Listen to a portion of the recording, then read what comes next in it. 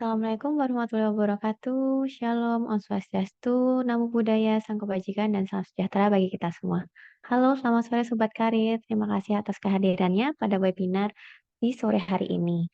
Selamat datang di Hearts and Mind Program Webinar Career Work in Esport Industry. Webinar ini adalah bentuk kerjasama antara Career Alumni Center, Kalbis Institute, dengan Akademi Garudaku Indonesia yang akan memberikan wawasan dan ilmu pada teman-teman semua tentang pekerjaan hingga peluang karir di sektor industri khususnya di bidang e-sport. Nah, sebelumnya perkenalkan Syafira yang akan menjadi pemandu acara pada sore hari ini. Nah, sebelum kita mulai acaranya, saya izin menyampaikan beberapa peraturan saat webinar berlangsung. Yang pertama, teman-teman dimohon untuk bisa merename atau mengganti nama Zoom-nya menjadi nama underscore universitas atau institusi. Yang kedua, dimohon teman-teman dapat mute atau mematikan mic selama acara berlangsung. Teman-teman bisa menyalakan mic kembali saat sesi tanya jawab bersama narasumber. Yang ketiga, teman-teman dapat on cam dengan menggunakan virtual background yang sebelumnya sudah kami share. Lalu keempat, saat sesi tanya jawab, teman-teman dapat raise hand terlebih dahulu, kemudian open mic untuk bertanya langsung pada narasumber, dan teman-teman juga bisa bertanya pada kolom chat. Lalu yang terakhir, bagi teman-teman yang ingin mendapatkan sertifikat, link presensi untuk mendapatkan sertifikat akan dibagikan di akhir acara, sehingga teman-teman dimohon untuk bisa stay di webinar hingga akhir acara nanti. Nah, sebelumnya kita masuk ke materi inti. Saya akan memperkenalkan profil singkat dari narasumber kita pada sore hari ini. Nah, narasumber kita pada sore hari ini adalah Coach Aditya Mozia selaku Super Coach Akademi Garudaku. Beliau lahir 10 Mei 1996 dengan banyak experience diantaranya sebagai asisten pelatih SEA Games Kamboja MLBP Women Galaxy MLBP Women Division, lalu sebagai analis Bigetron Alpha MPL Season 10, Coach Bigetron Era, dan Coach Bigetron Beta MDL Season 4 and Season 5. Selain itu, Coach Mosia juga telah mendapatkan banyak achievement nih teman-teman. Di antaranya yaitu mendapatkan medali emas di SEA Games Kamboja MLBP Women, lalu First Place Mobile Legends Unipin Ladies Development Series Season 1, lalu Fourth Place di MPL Season 10, First Place Unipin Ladies Series Southeast Asia 2022, First Place Women Star League Season 5, dan First Place Viewpoint Mobile Legends Viewpoint Invitational Season 2. Nah, mungkin tanpa berlama-lama, kita sapa dulu nih untuk Coach Mozia. Halo, selamat sore Coach. Selamat sore. Ya, terima kasih telah hadir bersama teman-teman di pada sore hari ini. Nah, sebelum masuk ke materi inti bersama Coach Mozia nih teman-teman, kita mungkin akan perkenalan dulu nih dengan Akademi Garudaku Indonesia yang akan disampaikan oleh Bapak Reiner. Nah, untuk waktu dan tempat kami persilahkan. Halo, terima kasih Syafira. Selamat siang teman-teman semuanya. Salam kenal. Izin saya ingin cerita sedikit soal Akademi Garudaku. Mungkin coba saya share screen ya. Oke,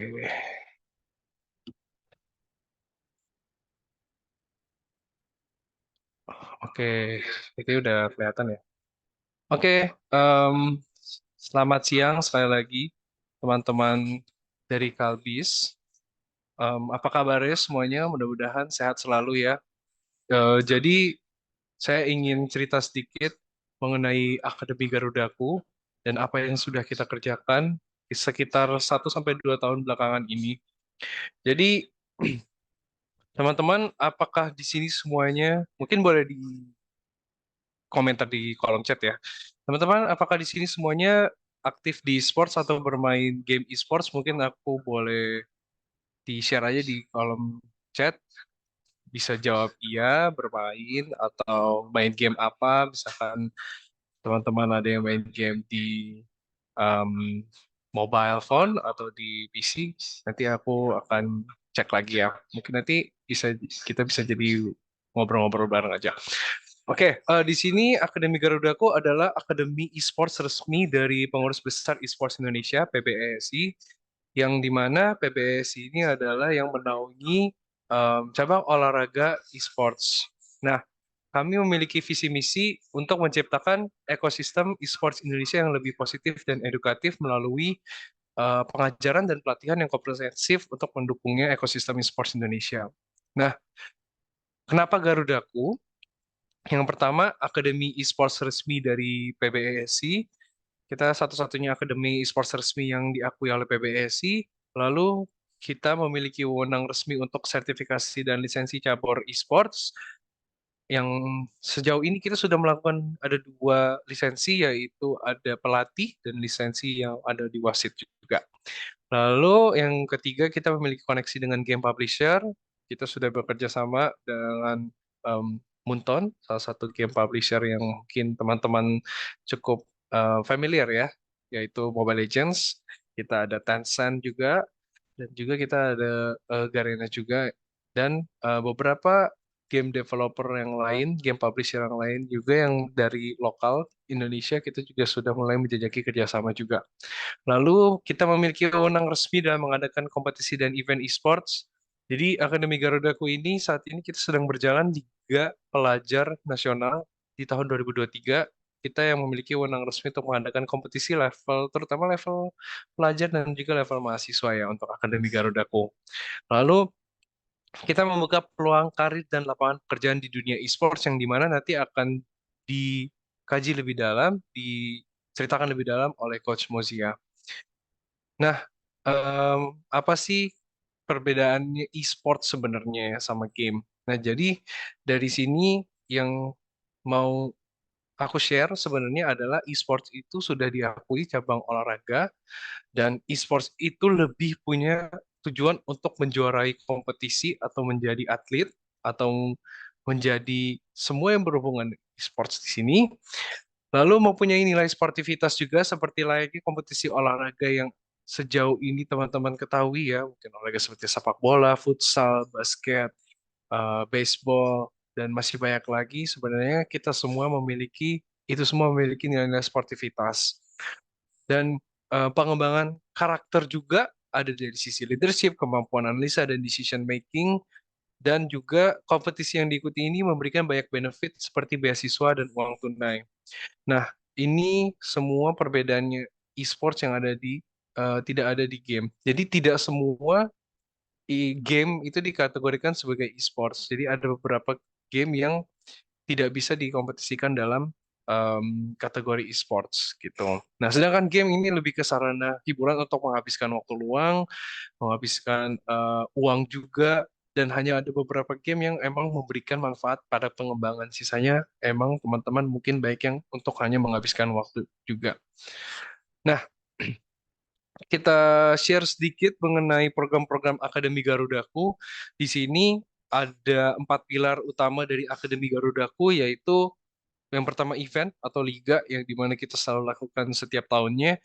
Untuk level nasional, kita akan lakukan level liga nasional pelajar dan juga liga esports nasional mahasiswa. Yang dimana untuk mahasiswa kita akan lakukan di tahun depan, kita akan start di tahun 2024. Lalu untuk Liga UKM dan Liga Ekskul Akademi Garudaku itu di mana untuk mereka yang sudah join dengan Akademi Garudaku di ekskulnya kita, kalau untuk level UKM untuk kampus dan Liga Ekskul itu untuk level sekolah.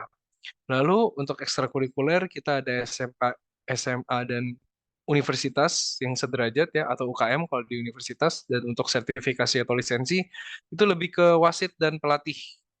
Dan sisanya kita ada masterclass untuk webinar ya seperti ini untuk yang secara online. Kalau offline lebih ke seminar-seminar yang kita sudah lakukan sejauh ini bersama Coach Mozia juga dan bersama um, perwakilan dari Akademi Garudaku.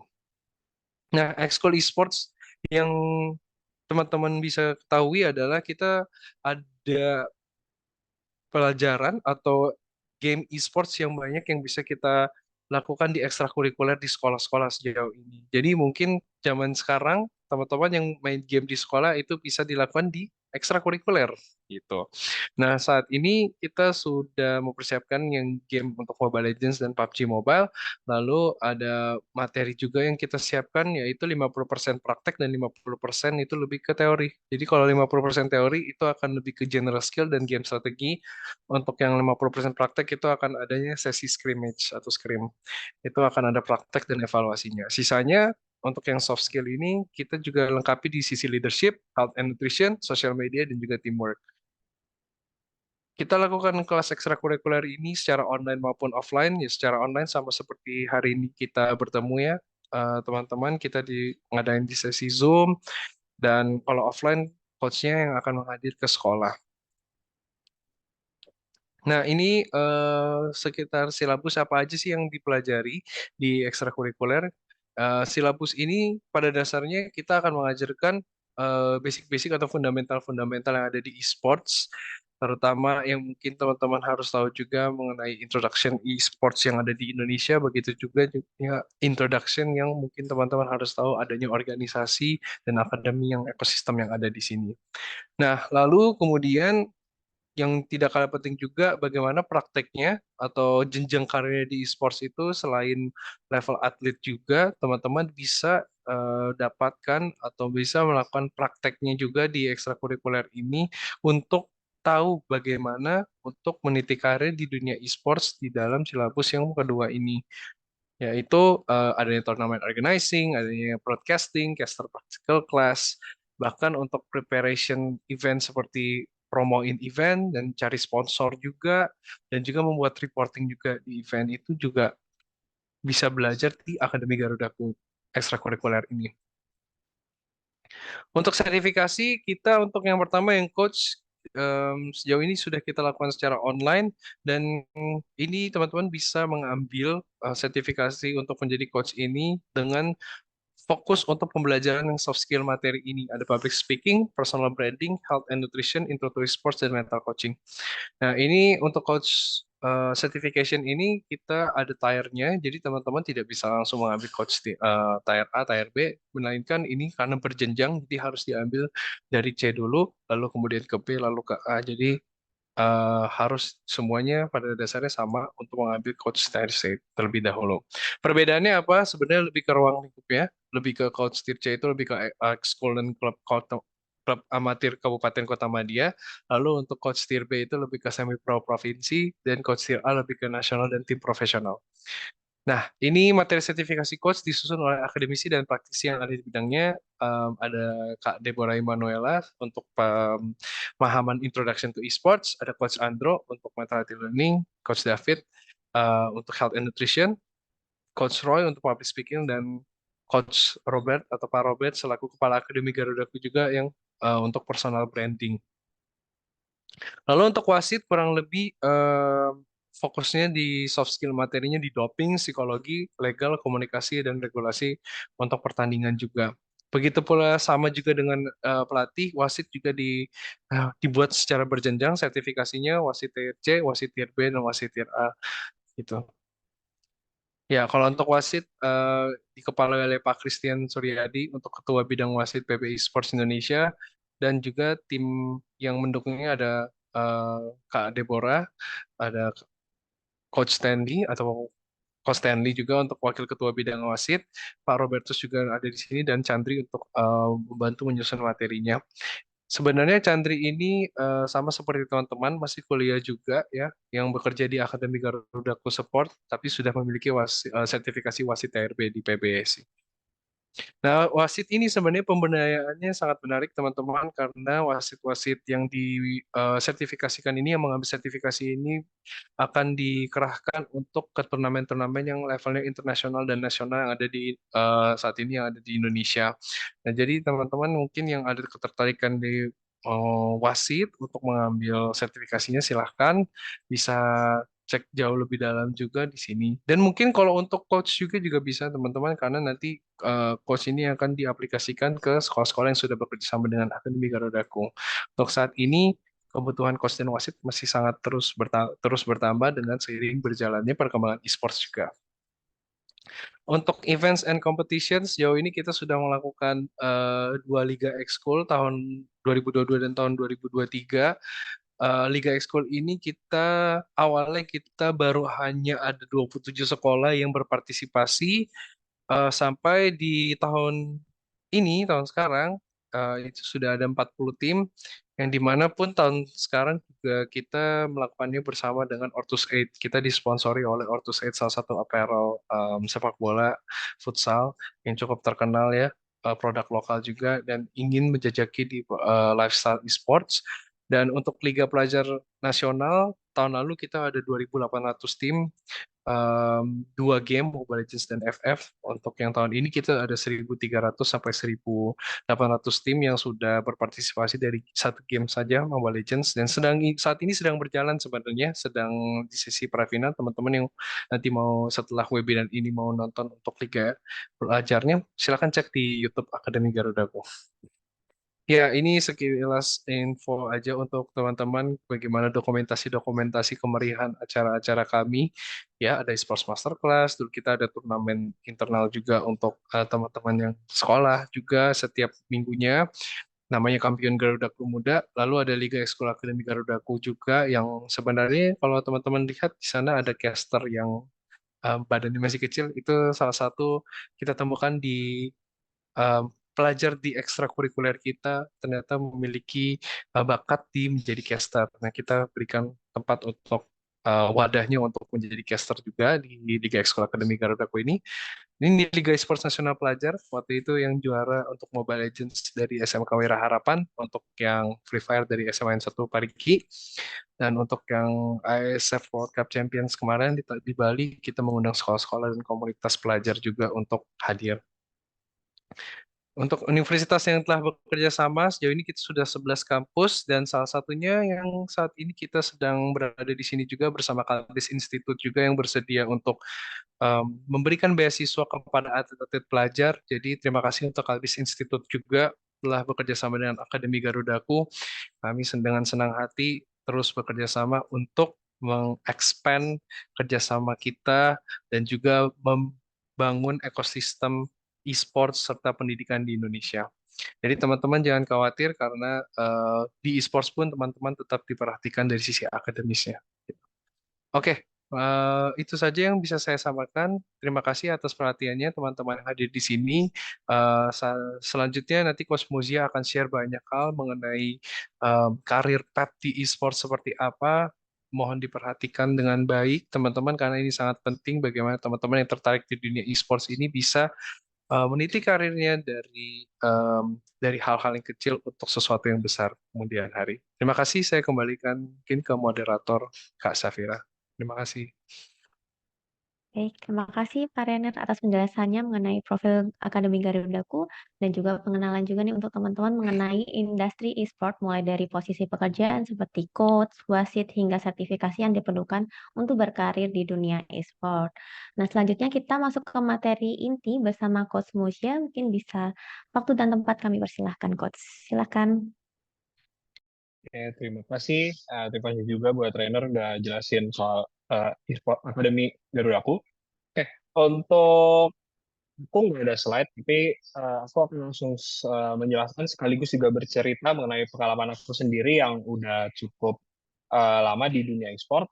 Eh, jadi karir di e-sport sendiri itu sebenarnya kalau dibilang dibagi menjadi dua bagian besar. Yang pertama itu ada di office, jadi setiap tim e-sport mungkin aku bisa bilang lebih banyak mungkin untuk orang-orang yang sudah mengenal Mobile Legends, tim-tim di MPL atau tim-tim yang sudah memiliki PT perusahaan itu pastinya juga memiliki office pada umumnya. Nah, di situ juga termasuk bekerja untuk di industri seperti juga, tapi lebih karena kerjaan perkantoran pada umumnya seperti adanya kebutuhan dari akuntansi, mungkin dari human resource juga, ada juga mungkin biasanya setiap tim e-sport itu memiliki talent agency-nya mereka sendiri. Jadi mereka tidak menggunakan third party talent agency, tapi mereka memiliki talent agency sendiri yang akhirnya bisa merekrut talent-talent ya contohnya mungkin bisa kita lihat brand ambassador dari sebuah tim. Mungkin salah satu tim itu ada Unit e-sport yang punya brand ambassador yang cukup banyak. Itu juga ada yang mengurus di baliknya. Lalu juga pastinya ada banyak sekali pekerjaan-pekerjaan yang lumayan sebenarnya dibilang cukup umum. Kalau di bidang itu sendiri sebenarnya aku belum nggak usah jelasin terlalu banyak karena itu udah cukup umum. Yang aku akan lebih fokus jelasin itu di dunia e-sportnya. di tim e-sportnya sendiri yang bisa dibilang sebenarnya yang paling banyak dicari dan diincar pada muda hingga umur sekitar 25 itu ada di Pro Player. Lalu ada juga staff kepelatihan, ada manajer, ada head of e-sport atau general manager bagian e-sport. Jadi ketika sebuah company e-sport atau tim e-sport itu punya CEO, dan dia kan pasti butuh general manager. Nah, general manager ini dibagi dua. Yang satu yang mengurusi full tentang office dari keuangan, dari saya keuangan, talent dan lain sebagainya. Ada juga general e-sport yang memang general manager yang benar-benar ngurusnya cuma e-sport. Jadi seperti contohnya mungkin Bigetron itu punya divisi di Mobile Legends pria, di BPL, MDL, ada juga di Ladies. Ada juga game PUBG Mobile dan lain sebagainya. Nah, itu general manager itu mengcover atau mengawasi semua divisi tersebut yang dibantu juga oleh manajer setiap divisi. Nah, aku akan jelasin dulu. Kalau dari pro player, karir path-nya itu sebenarnya dimulai dari lumayan muda, dari umur 16. Karena legal age untuk turnamen itu rata-rata turnamen ofisial dari publisher pun menyarankan minimal 16 tahun. Nah, dari 16 sampai 19 atau 20 tahun itu adalah biasanya tim itu bisa melihat pemain atau pro player yang muda yang belum punya pengalaman untuk join di umur 16 sampai 19. Tapi bukan berarti di atas umur 19 itu tidak dilirik. Tapi untuk tes masuk lebih besarnya, ketika sudah umur di atas 19 tahun itu biasanya sudah ada pengalaman-pengalaman turnamen.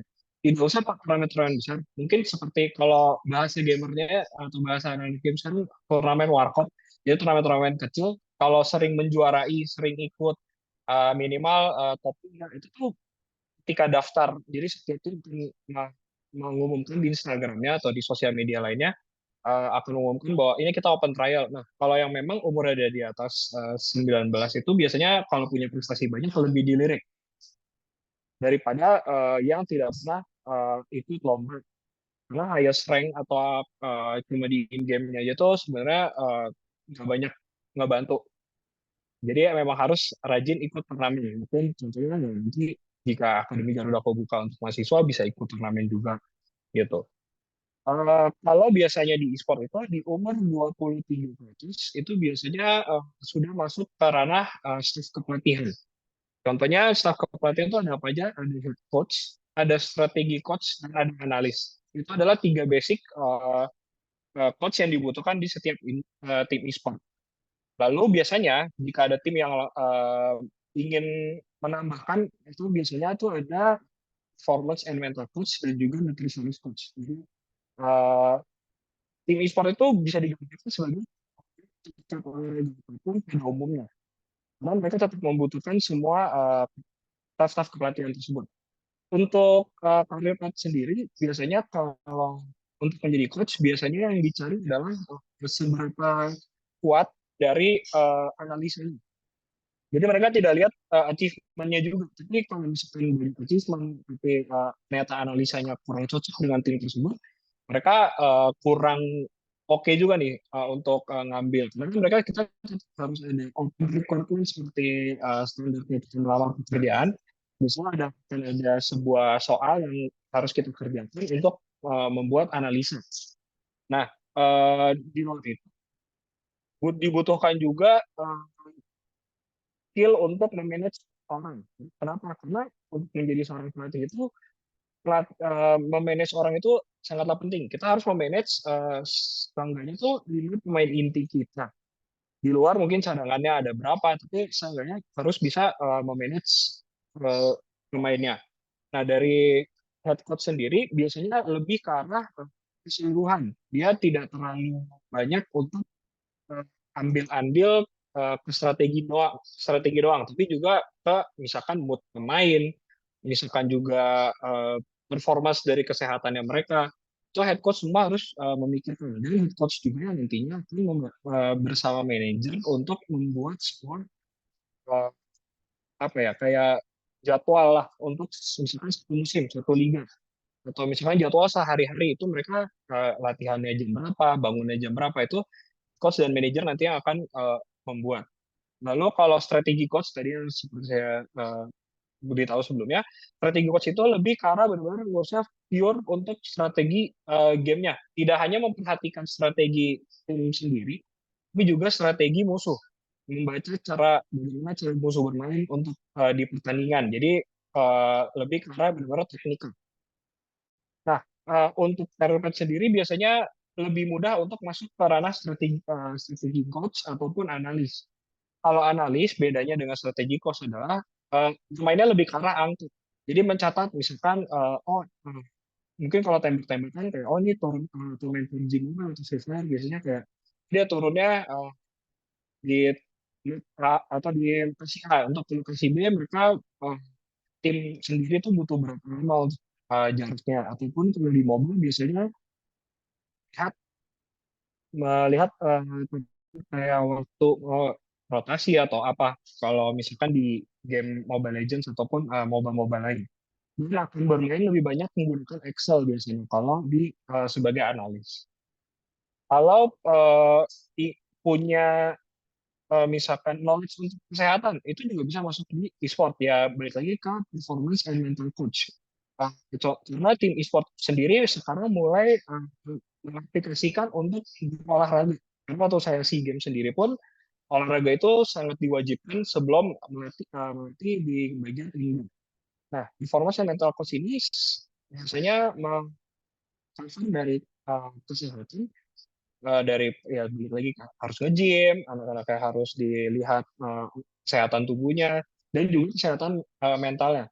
Jadi mungkin buat yang lulus mungkin ada psikologis atau ada apa ya pernah ikut lah kuliah kuliah psikolog itu sangat dibutuhkan juga di dunia e-sport. Efeknya itu sangat bermanfaat sekali buat menjaga performance setiap atletnya.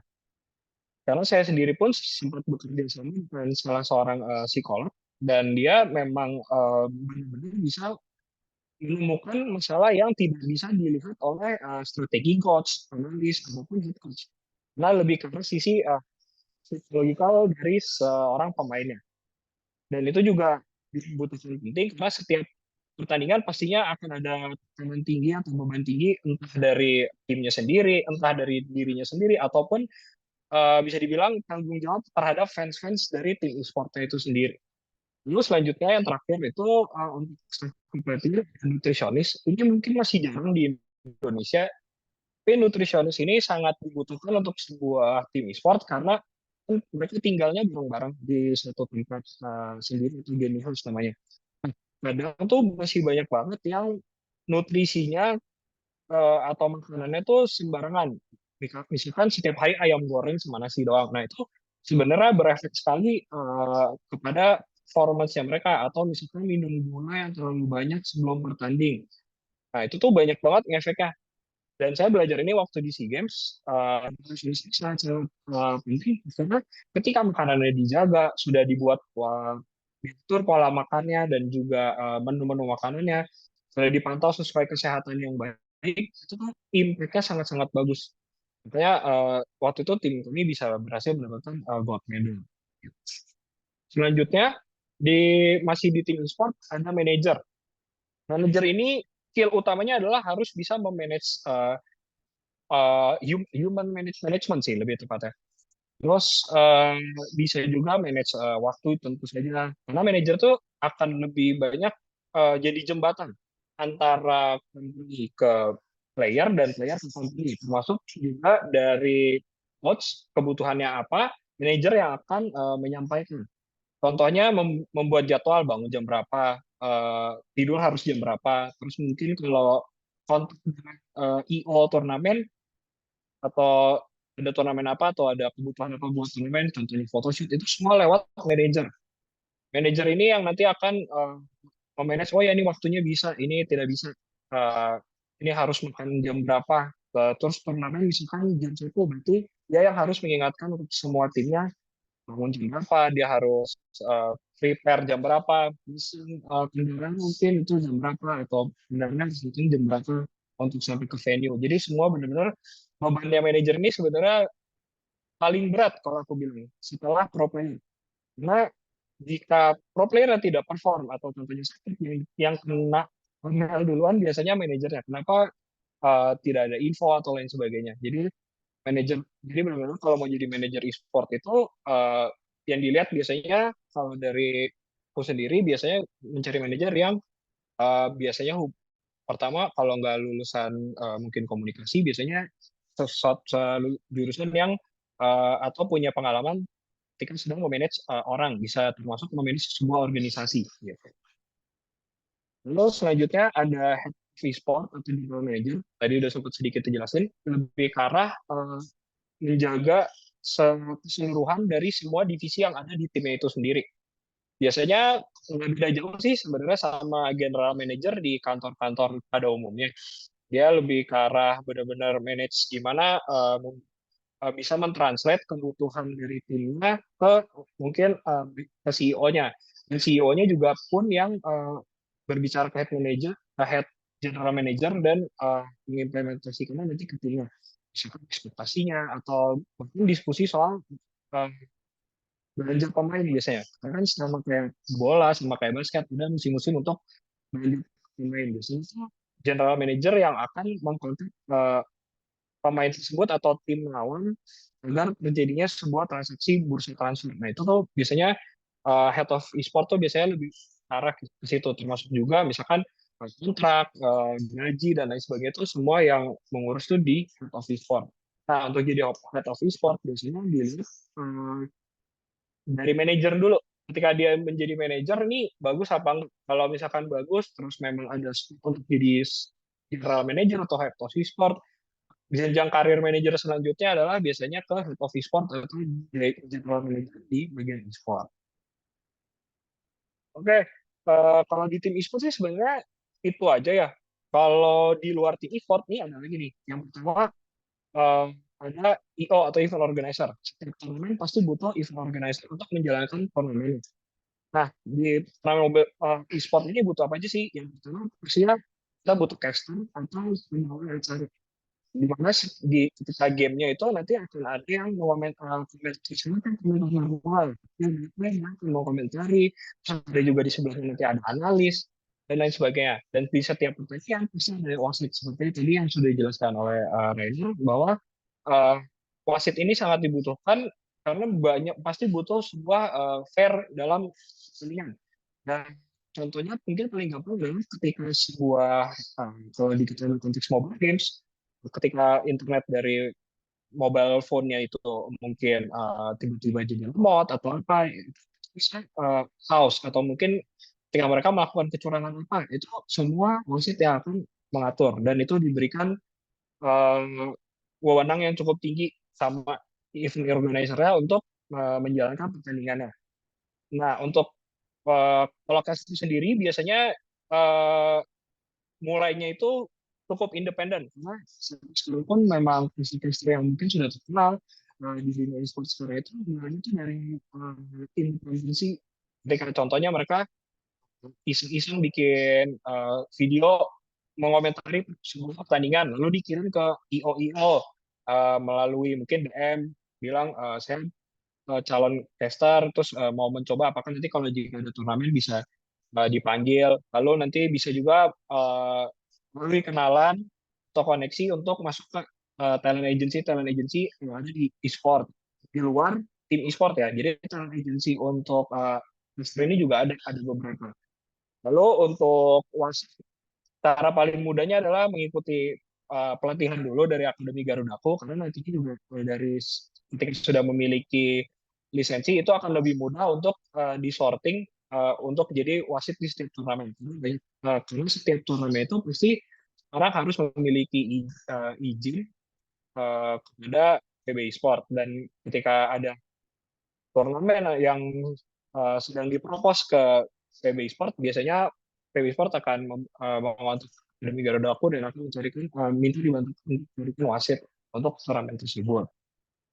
Lalu selanjutnya balik lagi IO, di IO sendiri pasti banyak banget, ada graphic designer, benar-benar banyak tuh, ada graphic designer, ada sound engineer juga bisa.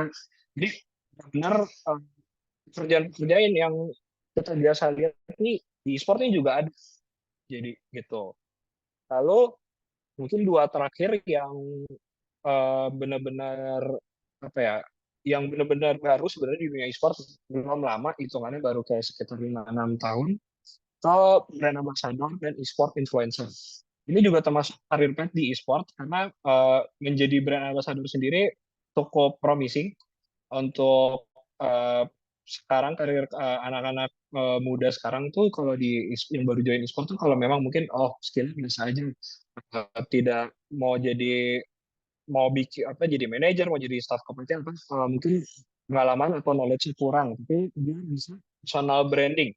Karena itu coba personal branding dan akhirnya bisa jadi talent ataupun brand ambassador dari sebuah tim e-sport. Jadi tim e-sport itu sekarang minimal punya brand ambassador itu minimal satu. Untuk nantinya ya di event ketika timnya bertanding, uh, istilahnya mengiklankan timnya melalui influencer tersebut.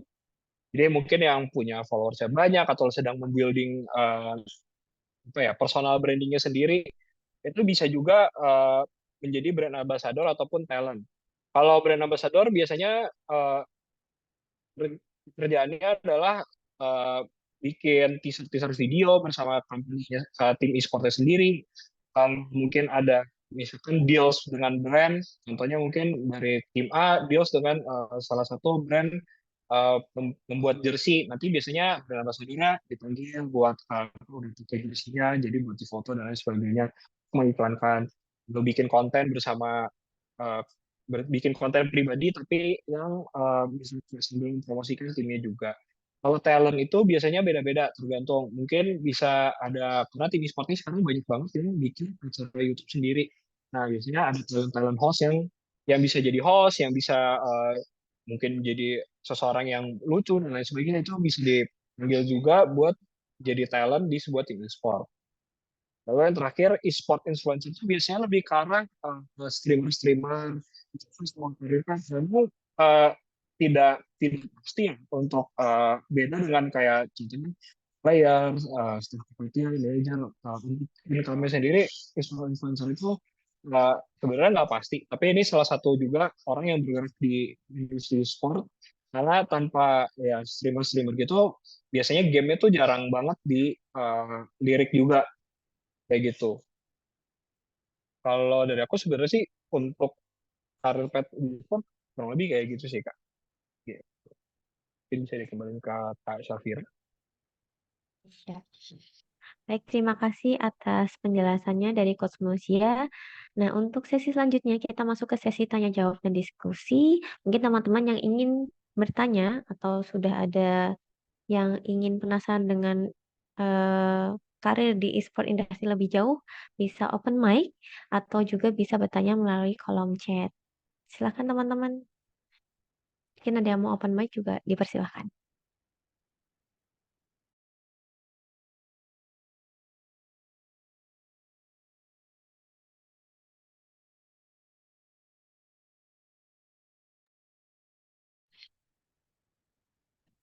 Atau mungkin saya bacakan beberapa pertanyaan dari teman-teman ya, Coach. Jadi sebelumnya waktu registrasi teman-teman sudah ada yang eh, menanyakan beberapa pertanyaan.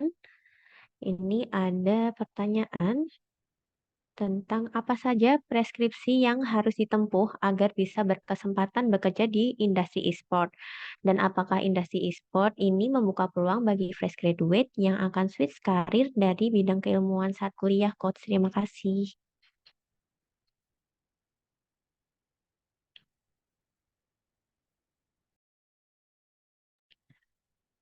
Masih di mute, Coach. Oke. Oke. Kalau untuk fresh graduate pun sangat depan ya pastinya. Karena sekarang pun eh, lebih dicari dari orang-orang yang baru lulus kuliah. Kalau awal-awal tuh biasanya baru lulus SMA pun itu sudah bisa mendaftar. Tapi kalau sekarang tuh yang lebih dicari bahkan untuk dari segi pelatih, dari segi manajemen, dari manajemen e-sportnya juga, itu biasanya lebih dicari yang fresh graduate. Walaupun memang misalkan lulusannya misalkan tidak berhubungan dengan manajerial, misalkan tidak ada hubungannya tentang memanage seseorang, tapi selama kuliah itu biasa mengikuti organisasi-organisasi, mungkin ikut BEM atau apa, itu bisa juga yang dicari karena lebih ke arah skill-nya daripada lulusan S1-nya atau S2-nya itu apa kayak gitu.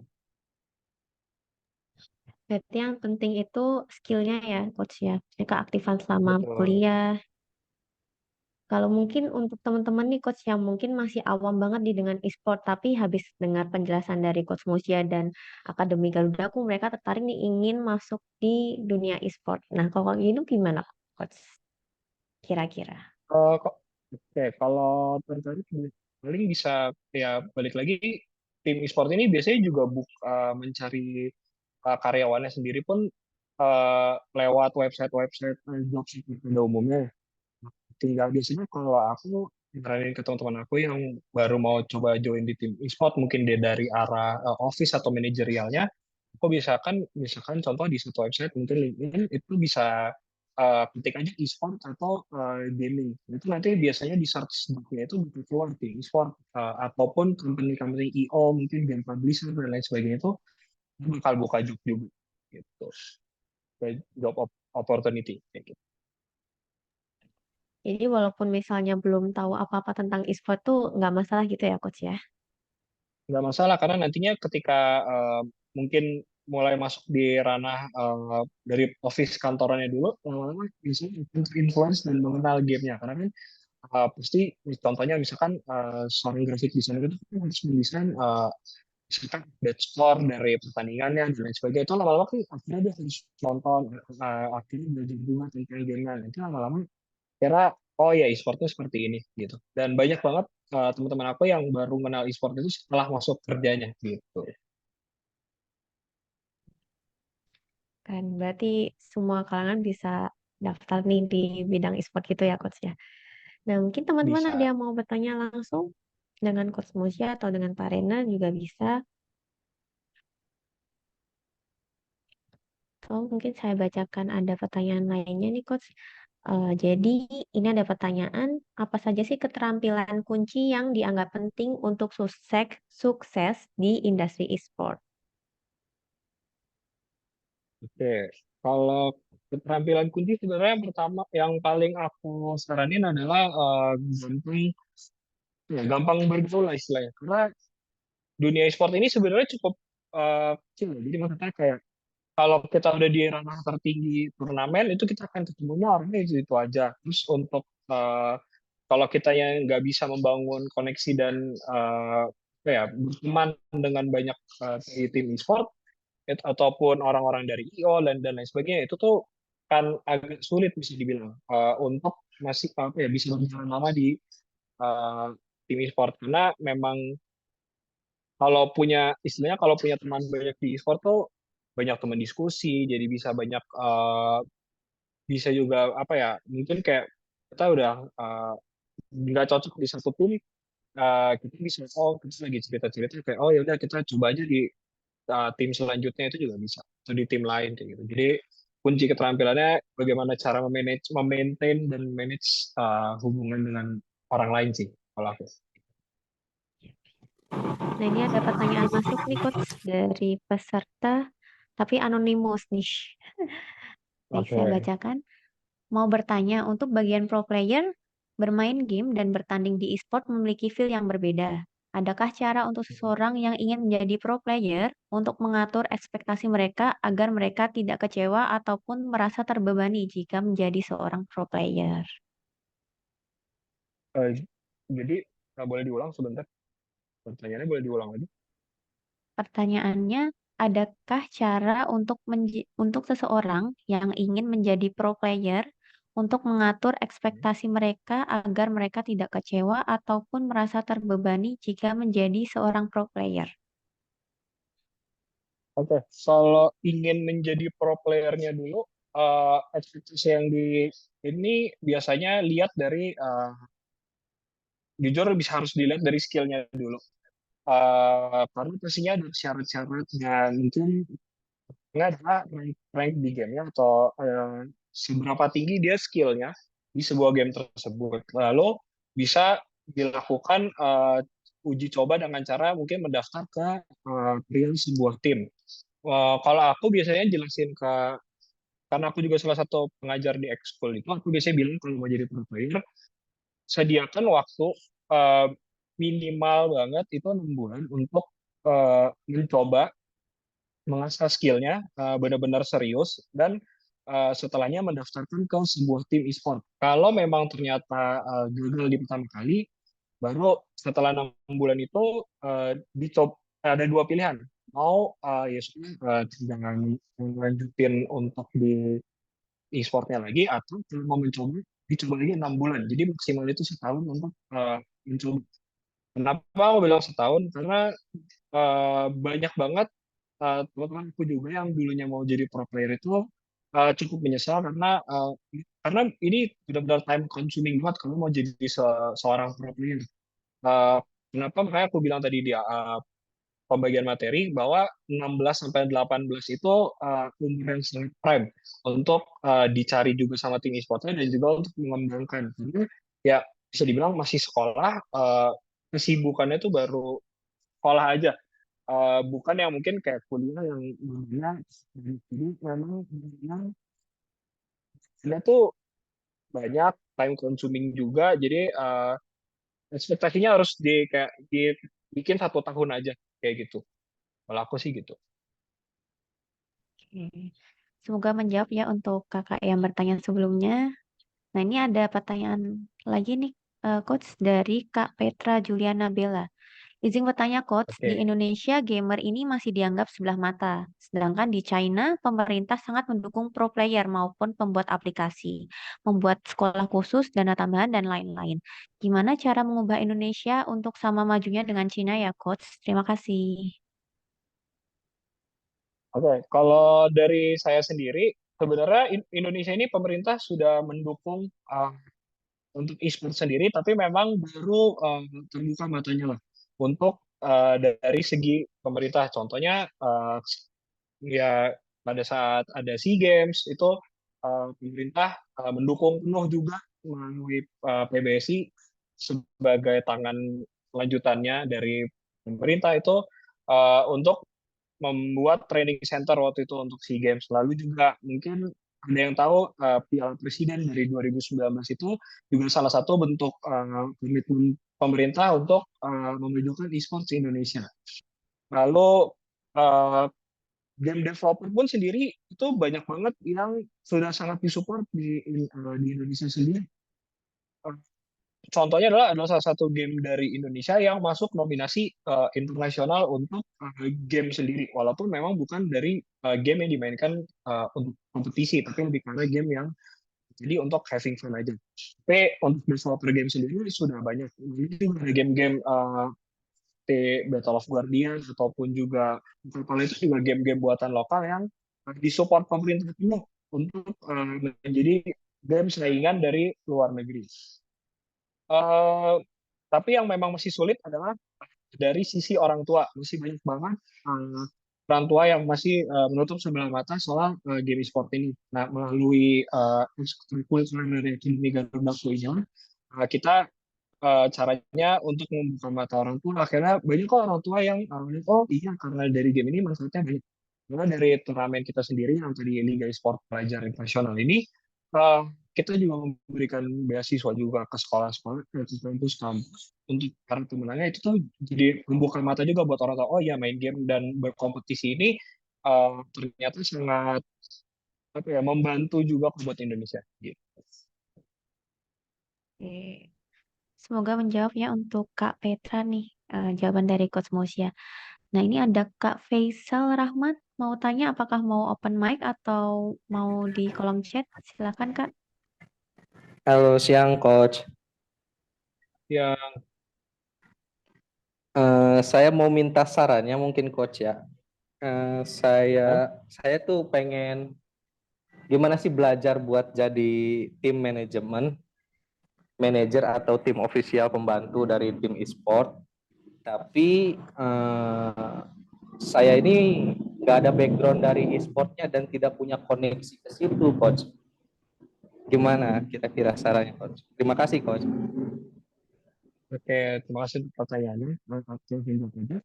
Kalau belajar untuk jadi tim manajemen atau manajer atau office combat itu dari balik lagi keaktifan aja di kuliah dulu. Nggak punya koneksi pun sebenarnya nggak masalah karena tim e-sport sekarang lebih ke arah mencarinya itu pun dari website-website untuk job seeker. Contohnya seperti lagi kayak LinkedIn, Jobstreet dan lain sebagainya. Jadi memang yang penting di CV itu punya dan kita sendiri juga punya pengalaman untuk uh, memanage orang atau membantu dari segi mungkin balik lagi tadi mungkin pernah jadi PT di sebuah gym itu juga bisa. Hanya kok saya juga yang tadinya cuma bekerja jadi PT gym misalkan atau time di PT gym terus karena cobalah di sport karena di sport sekarang itu jadi salah satu unsur penting juga untuk kebugaran pemainnya dan coaching staffnya dia akhirnya bisa masuk juga ke e-sport gitu walaupun tanpa adanya koneksi yang mungkin dia punya untuk ke tim e-sport gitu jadi untuk tahun sekarang dan beberapa tahun dan tahun-tahun ke depan itu udah lebih mudah walaupun tanpa koneksi gitu.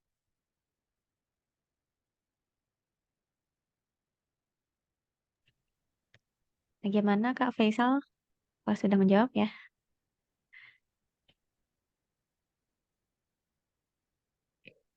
Oke, Oke, baik. sama-sama. Ini ada pertanyaan lagi, Coach, di Q&A dari Anonymous lagi nih, Coach. Halo, Coach. Mau Oke. nanya untuk game apa saja yang dilatih di Garudaku selain MLBB, FF, atau PUBGM? Apakah yang dilatih lebih banyak ke game mobile? Bentar, kalau itu kayaknya lebih cocok untuk trainer yang bisa. Boleh, boleh, boleh, boleh. Aku coba jawab ya. Mungkin dari, sorry tadi apa Anonymous ya? Oke, nggak apa-apa. Oke, terima kasih atas pertanyaannya Anonymous. Jadi untuk game yang dilatih emang sebenarnya kita fokusnya pada game-game mobile em, yang emang saat ini mayoritasnya adalah gamenya untuk ketiga game itu memang yang paling banyak di Indonesia, Mobile Legends, Free Fire, dan PUBG M. Nah, untuk teman-teman mungkin yang emang bermain untuk yang levelnya di PC atau di konsol, emang sejauh ini ada juga peminatannya, cuman tidak sebanyak yang di mobile, game mobile. Tapi untuk teman-teman yang emang ingin bertanya-tanya lebih lanjut untuk pendalaman game-game yang mungkin seperti game-game yang di PC atau di Valorant, sorry, PC atau konsol ya. Jadi teman-teman bisa chat aja langsung ke Instagram kita di DM aja di Akademi Garudaku atau bisa ke via WhatsApp kita langsung aja di yang udah kita share di sosial media kita di Instagram gitu sih. Ya, fokusnya intinya kita di game mobile terlebih dahulu seperti sesuai dengan data yang kita lihat juga peminatannya di Indonesia ini sejauh ini emang lebih banyak ke game yang ada di smartphone atau yang ada di mobile gitu sih. Semoga menjawab ya untuk Kak Anonymous. Nah, ini ada lagi nih, Coach, dari Kak Henry. Coach mau tanya, untuk sebuah tim e-sport, pada saat latihan poin-poin apa saja yang wajib didapatkan dan latihannya berapa jam dalam sehari? Oke. Untuk di e-sport sendiri, poin yang dilatih itu tergantung dari kebutuhan timnya sendiri. Contoh, mungkin aku justru dari sisi Mobile Legends karena aku adalah coach Mobile Legends.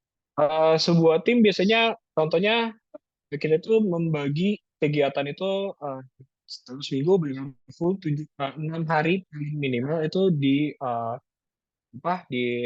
dibikin lah jadwal lah. Nah untuk berdasarkan itu misalkan kita minggu lalunya atau di turnamen sebelumnya kita memiliki kekurangan dari mungkin cara cara makro gamenya atau gimana cara menjalankan gamenya sampai lebih rapi. Nah itu eh, menilai dari segi itunya. Lalu dari situ juga bisa lihat bagaimana dari respon pemainnya atau atletnya ketika diberikan materi atau dikoreksi. Nah, dari situ juga itu jadi poin penting juga karena kita seorang pemain itu tidak bisa menerima masukan dari seorang coachnya, itu juga akan menjadi sebuah poin juga yang dilatih gimana caranya dia bisa menerima kritik dan juga memberikan ya bisa dibilang balasan untuk kritiknya. Contohnya misalkan setelah dikritik dia merasa permainannya dia lebih baik kalau dilakukan itu. Nah, ketika kritiknya itu dibalas dengan baik, itu akan berubah menjadi sebuah diskusi. Nah, itu poin yang sangat dicari juga. Lalu juga biasanya juga kekompakan dari sebuah tim.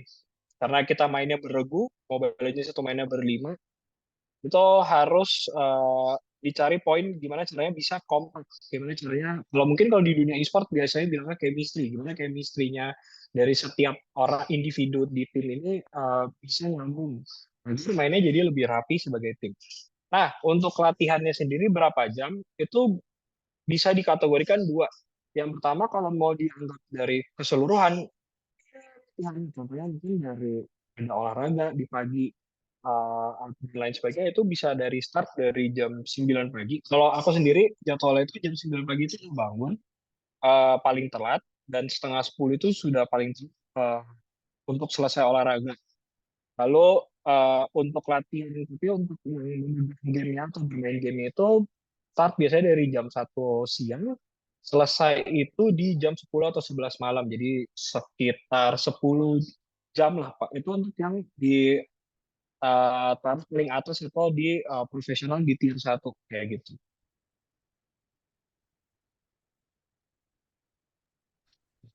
Bagaimana Kak Henry? Semoga menjawab ya Kak. Ini masih ada pertanyaan lagi dari teman-teman mungkin?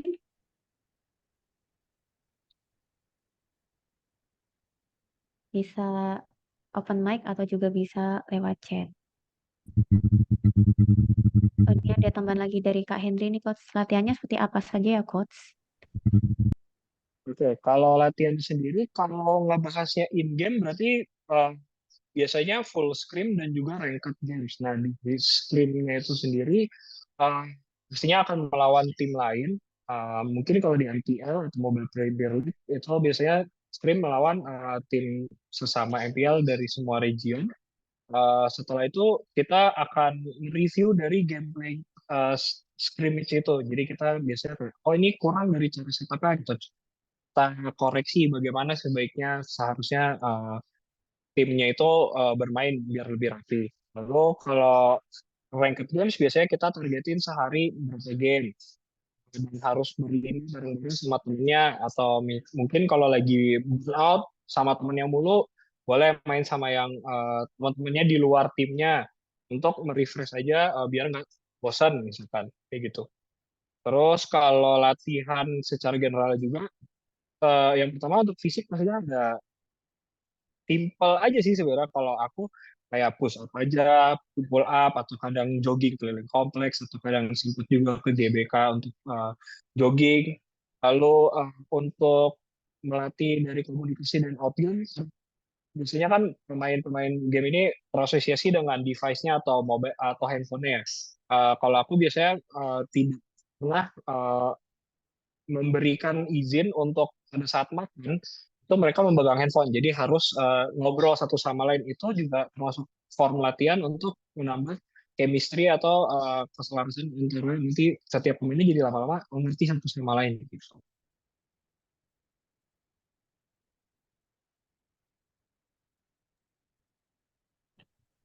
Apakah sudah menjawab Kak Henry? Sudah ya.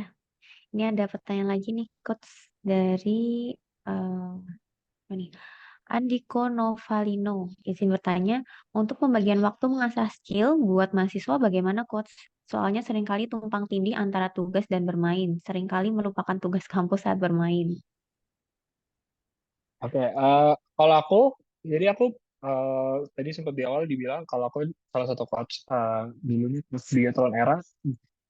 Coach di tim Bigatron Era sendiri ada 3 orang yang sedang menjalani masa kuliahnya juga. Nah, cara pembagiannya gimana? Biasanya mereka itu eh, setiap malam setelah latihan itu diberikan space waktu untuk mengerjakan tugas-tugas kuliahnya. Jadi misalnya seperti coach aku hari ini ada tugas yang harus diselesaikan besok. Jadi nanti kita yang akan adjust waktunya. Tetap prioritas di tugas dulu kalau tugas sudah selesai. Jadi makin selesai tugasnya, bisa makin cepat juga dia istirahat, makin cepat juga dia bisa latihan kayak gitu. Biasanya kan udah di prosin sendiri pun, jujur sebenarnya agak susah kalau udah masuk pro player ya. Kenapa tadi aku bilang kayak kalau jadi pro player itu harus lebih baik ketika sudah lulus, karena pro player juga sebentuk dari sebuah kerjaan. Jadi benar-benar ya sebenarnya mirip aja kayak sambil kerja sambil kuliah. Cuma bedanya waktu yang dipakai buat kerja di pro player ini lebih panjang aja. Mungkin kalau di kantor biasa 9 to 5 atau jam berapa itu jam 5 jam 6 itu udah selesai, atau mungkin ada lembur sedikit di jam 7 jam 8. Kalau di sport ini lemburnya atau jam bukan lembur lah, jam kerjanya itu bisa sampai jam 10 jam 11 malam. Jadi bisa dimanfaatkannya juga di waktu pagi sebelum latihan. Karena biasanya latihan official untuk gamenya sendiri pun baru mulai di sekitar jam 1 biasanya gitu.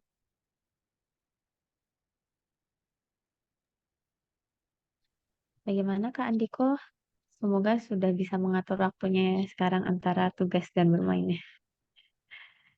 Baik, ini juga ada dari Kak Devrian. Izin bertanya, Coach, apakah pemain ada pelatihan mental? Karena biasanya mereka sering dikatain oleh fans mereka jika mereka kalah. Oke, kalau itu sebenarnya ada, itu juga yang makanya dibutuhkan di sebuah tim e-sport, adanya mental dan performance coach. Biasanya mereka lah yang akan menghandle dari sisi hal tersebut. Pelatihan mental seperti gimana cara menghadapi, mungkin kita bisa bilang haters dari atlet itu tersebut atau pro player itu tersebut.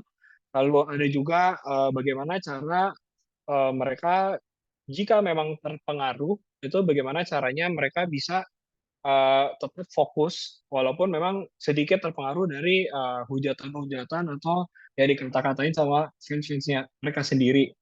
Itu ada. Lalu walaupun jika tidak ada performance dan mental coach, biasanya mereka akan lebih bercerita ke coach yang mereka lebih percaya.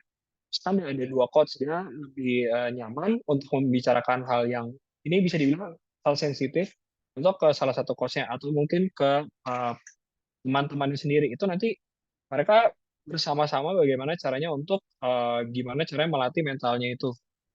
Atau cara menanggulangi satunya lagi, biasanya jika sudah terlalu parah, biasanya kita menyarankan untuk tidak menggunakan sosial media untuk sementara waktu. Seperti itu.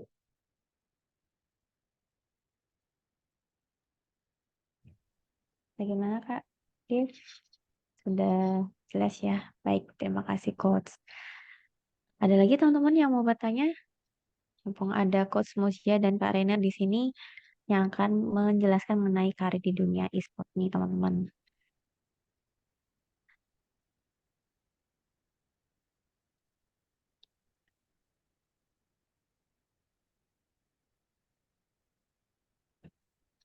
Atau mungkin ini ada pertanyaan lagi Coach dari registrasi sebelumnya. Kalau Oke. apakah hard skill dan soft skill yang diperlukan untuk masuk ke dunia e-sport? Eh, Sebenarnya tergantung dari mau daftarnya ke bagian mananya sih. Jadi kayak balik lagi ya, kalau memang misalkan mau ke bagian coaching atau mau ke bagian dari ke manajerial, berarti ya seenggaknya dia punya skill untuk berbicara, harus punya skill untuk memanage waktu dan balik lagi orang.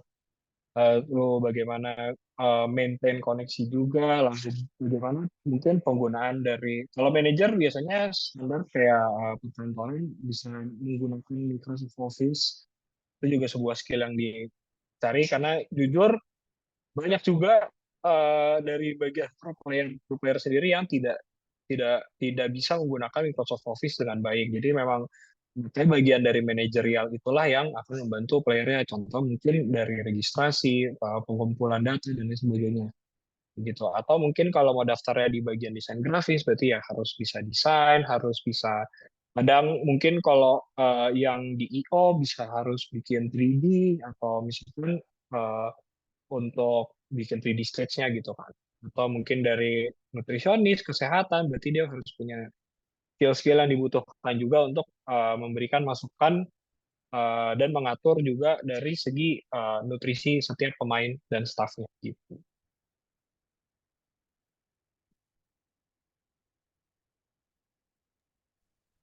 Baik, terima kasih Coach. Ini ada pertanyaan nih, Coach dari Kak Arif. Untuk Coach Trainer, kapan diadakan sosialisasi dari Akademi Garudaku di daerah pelosok seperti kami di Purwokerto? Thank you.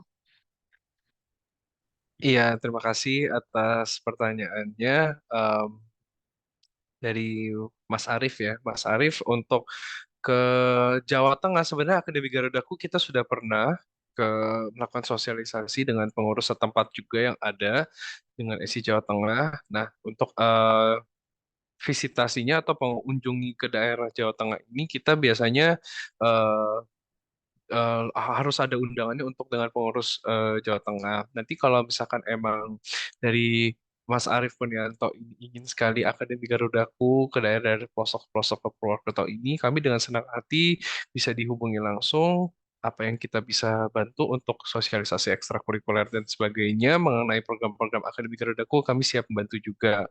Tujuannya ini lebih ke adanya wawasan yang baru untuk ekosistem e-sports, bagaimana berkarir di dunia e-sports itu yang seperti Cosmozia bilang kita chance-nya banyak juga dan skill set-nya juga dibutuhkan juga banyak sekali yang kurang lebih sebenarnya kalau dari sisi office ya tadi Cosmozia mention juga itu kurang lebih sama dengan pada dasarnya sesuai dengan apa yang biasanya kita dibutuhkan di kantor-kantor yang ada juga. Jadi sebenarnya nggak jauh-jauh amat kok kalau untuk persiapan yang ada di career world industry di sports ini. Cuman yang berbeda emang mungkin kalau misalkan di tim e-sports yang seperti Cosmosia juga sudah share juga persiapan-persiapannya tadi seperti latihan ya secara fisik ataupun untuk membentuk timnya juga dan mental juga itu juga sangat penting dan mendukung. Jadi intinya untuk ke sosialisasi ke daerah pelosok kita akan siap kita menunggu undangannya juga dan kita bisa membantu untuk mensosialisasikan berkarir di e-sport seperti apa. Itu sih Mas Arief. Bagaimana Mas Arif? Jadi tunggu kedatangannya ya dari tim Akademi Garudaku ke Purwokerto nih Mas Arif ya. Nah, teman-teman masih adakah yang mau bertanya pada Coach Mozia dan Kak Renal? Mungkin jika tidak, kita bisa masuk ke sesi selanjutnya, foto bersama sebelum kita penutupan acara ini. Mungkin teman-teman bisa dibantu untuk open cam bersama, untuk kita bisa foto bersama. Ditunggu ya teman-teman.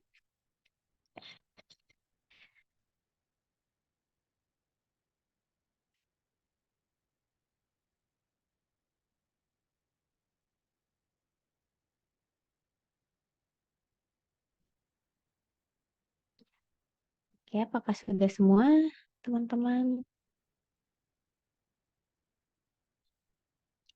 Yap. Ada lagi yang mau open cam? Baik, mungkin sambil menunggu teman-teman nyalain, nanti kita tunggu. Jika sudah, saya hitung mundur untuk foto bersamanya. Pose pertama dulu ya teman-teman. Saya hitung 3, 2, 1. Oke, sebentar. Mungkin pose kedua ya. Untuk Coach Mojia dan Kak Rena mungkin bisa dibantu pose kalbis. Jadi kayak ada tanda centang ini di bawah dagu. Teman-teman semuanya juga bisa ikut pose. Oke, jika sudah saya hitung mundur. 3, 2, 1. Oke, sebentar.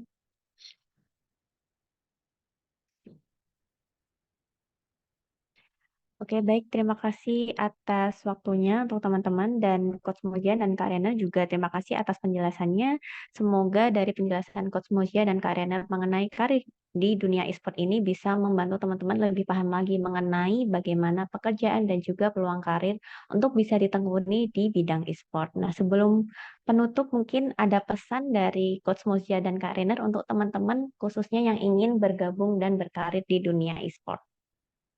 Kalau dari aku tetap coba aja kalau memang tertarik untuk masuk di dunia e-sport. Banyak banget karir path di dunia e-sport, nggak sesimpel cuman jadi pro player dan pelatih aja. Banyak banget job opportunity yang ada di dunia e-sport. Jadi bisa dibilang jangan malu-malu buat daftar dan masuk ke industri e-sport.